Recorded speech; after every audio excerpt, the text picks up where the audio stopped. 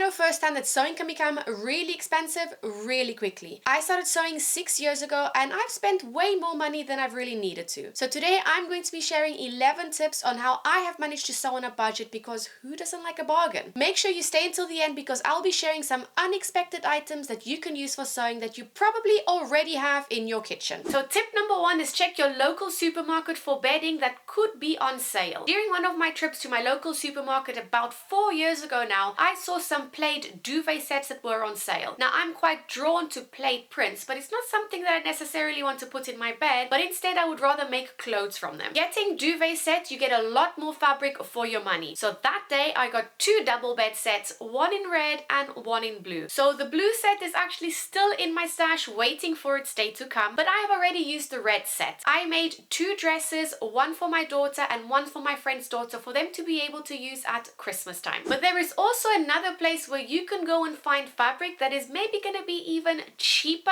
than your local supermarket. So tip number 2 is head to your local charity shop. Now and again I get a feeling that I need to head down to my local charity shop because I could feel there is a little gem waiting for me. And most of the time that feeling turns out to be right. I have never seen the prices that my local charity shop charges, because they charge just £1 per piece. I have gotten bed sheets, curtains and even tablecloths, and I've actually used quite a few of them to turn into clothing already. I have made this dress using a curtain, and I've also made this summer dress from a lighter weight curtain. Coincidentally, today my trousers were also made from a pair of curtains. Or is that too many curtains? I've actually even used bed sheets, but sometimes bed sheets are too sheer to make a full garment out of it, so I have used it for lining like I did in this dress. On the other hand, you don't even need to leave your house to find fabric to work with. So tip number 3 is use old clothes or those that no longer fit. I've been saving up my jeans that no longer fit me, and even my partner's jeans that he no longer wants to wear. I've yet to actually use them, but I've been saving them up to make possibly a denim skirt or even some bags from them. But for now, I've just been holding them until I can actually get around to using them. As a bonus tip, you can also buy jeans and clothing from your local charity shop to turn them into something else. I have bought the odd skirt or top simply because I've loved the fabric and I've turned it into something else. Like I used a large t-shirt and I made a smaller t-shirt for my daughter to wear. Now that you know where to get fabric that will cost you a lot less, what are you going to make with all of this fabric? So that brings me to tip number 4. Free sewing patterns. And this is how I started my sewing journey. I was downloading all the free patterns that I could get. There are thousands of free patterns out there for everything that you can think of, from bags to tops to dresses, anything at all. You just need to take your time in searching for what it is that you want to make. All you need to do is a Google search by typing in free sewing pattern and add the type of project that you want to sew. Lots of options will come up, so then just choose between those options what suits you best. I will put a link in the description box below for you to check out some of the websites I have used to create my sewing projects. On the other hand, you may not want to use a sewing pattern and you simply want to replicate an item you already have in your home. Maybe it's your favorite top or dress that you love wearing and you just want another one. So tip number 5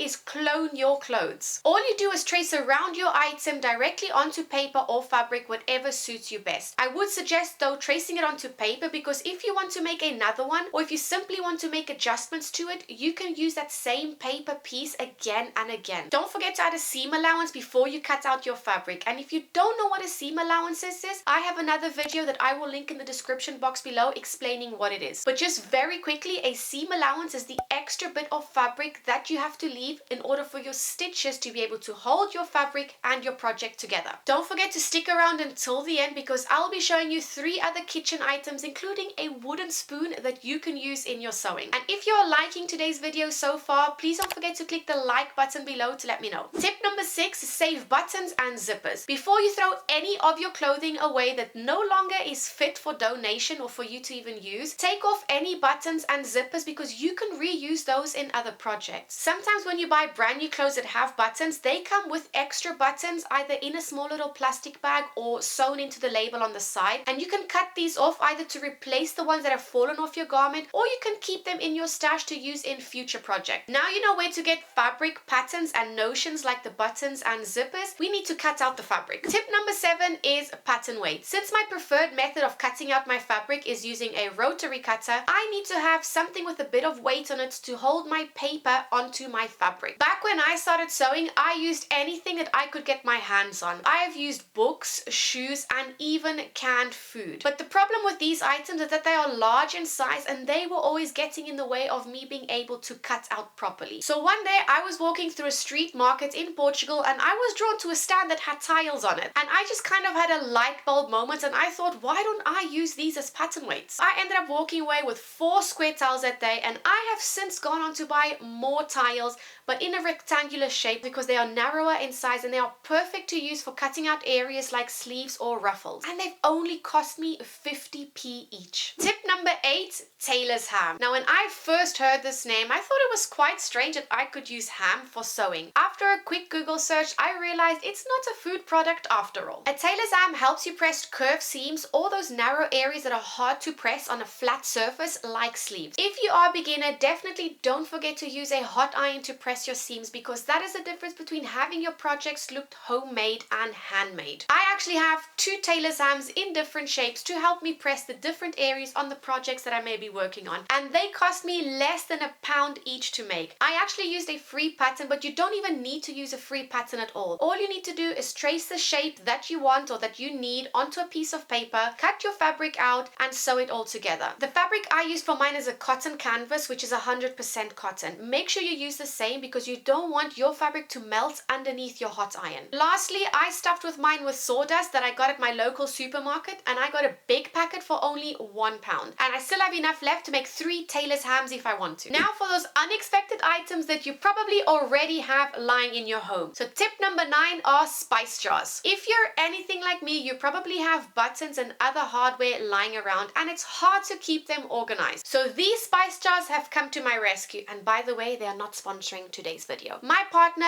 loves cooking with so many different spices, and when he's finished with them, I kind of steal them from him. These are super simple. I love them because they have a simple screw top, and after taking off all these labels, it is just a plain see-through glass jar. Sometimes my hardware comes out smelling like curry or cinnamon, but after airing them out for a bit, it just gets rid of the smell. For tip number 10, chopsticks. Sometimes you just need to get some nice pointy corners on a collar or on a pocket, and you don't need any fancy tools for that. Just grab a chopstick from your drawer. And tip number 11 is going to blow your mind. Well, it did mine, and that is a wooden spoon. For a long while now, I've been thinking of getting a clapper. Now, what a clapper does is it traps the moisture in your fabric after you have pressed it until it cools down, and that helps keep your seams completely flat and crisp. I've used books in the past to help me achieve the same result, but when I discovered that I could use a wooden spoon, I was just mind blown. And let me tell you, I have been using it in my last project and it has been working pretty well for me. So definitely give this one a try before you go out and buy an expensive clapper. So you see, sewing doesn't have to break the bank. These are the 11 tips I have used to save up some pennies.